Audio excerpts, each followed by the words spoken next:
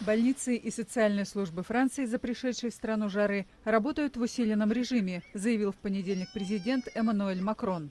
По прогнозам синоптиков, температура в некоторых восточных и южных провинциях может подняться выше 40 градусов Цельсия.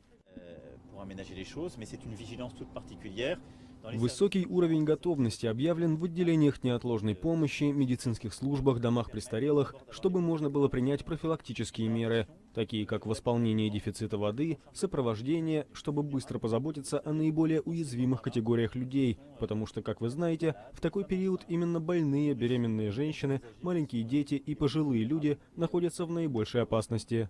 В августе 2003 года жертвами жары во Франции стали 15 тысяч человек. Больницы были переполнены пациентами с тепловыми ударами. Впрочем, министр здравоохранения Агнес Бузен уверена, что подобное не повторится, так как современная медицина находится на более высоком уровне, нежели 15 лет назад. Резко до 32 градусов Цельсия повысилась температура в понедельник и в Брюсселе. Синоптики ожидают, что во вторник станет еще жарче.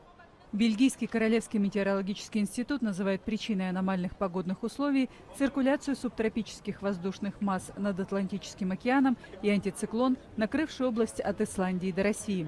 Валлонское правительство на своем сайте рекомендует гражданам пить больше литра воды в день, сократить потребление алкоголя, закрыть окна и задернуть занавески в комнатах с прямым попаданием солнечных лучей.